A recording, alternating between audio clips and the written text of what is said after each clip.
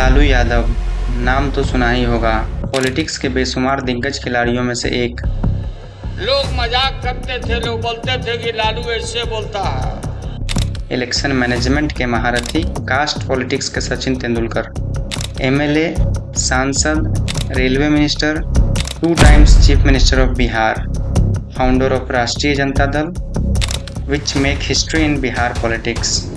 एक समय था जब लालू प्रसाद से पूछकर ही चाय पीते थे यूनियन मिनिस्टर्स। भैंस पर बैठल जाई और टिकट बेचल जाई।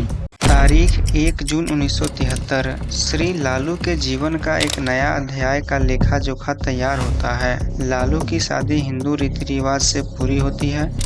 आगे चलकर लालू यादव के पॉलिटिकल डायनेस्टी को आगे बढ़ाने का जिम्मा राबड़ी देवी के ही कंधों थी।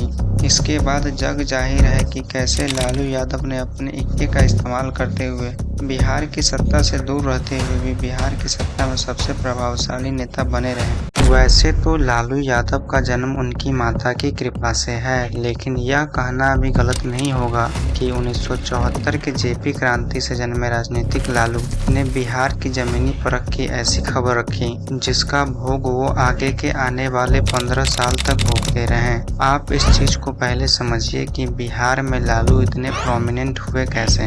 बिहार की राजनीति को बिना जाति के समझना या तो मूर्खता है या असंभव।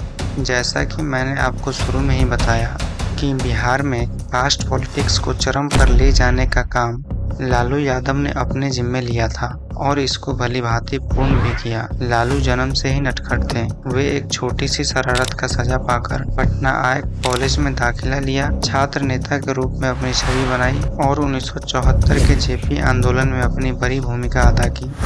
1974 की क्रांति और Lalu.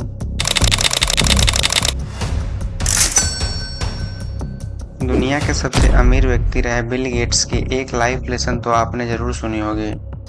Hello, I'm Bill Gates, chairman of Microsoft. In this video, you're going to see the future. जिसमें एक पत्रकार बिल गेट्स से पूछते हैं कि आपकी सफलता के पीछे का राज क्या है। तब बिल गेट्स रिपोर्टर को डायरेक्टली आंसर करने के बजाय अपनी पॉकेट से एक ब्लैंक चेक निकाल कर टेबल पर रखते हैं और रिपोर्टर को कहते हैं कि तुम अपनी मर्जी का कोई भी अमाउंट इस ब्लैंक चेक पर डालकर अपने पास रख लो।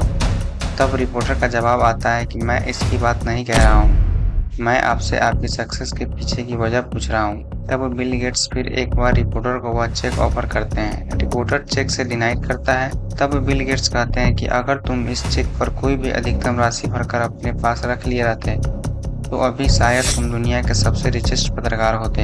और बिल गेट्स कहते हैं कि तुमने रिचेस्ट रिपोर्टर बनने की अपॉर्चुनिटी को शायद खो दिया है। रिपोर्टर ने तो शायद अपने जीवन की सबसे बड़ी मिस्टेक कर ली, लेकिन सत्ता के मंजे खिलाड़ी रहे लालू ने इस बात को समझने में देर नहीं की और अपने जीवन में इस बड़े लाइफ लेसन को इम्प्लीमेंट कर लिया। 26 साल के रहे लालू ने अवसर पाते ही योजना बनाई और नेताओं के बीच अपनी पकड़ बना ली।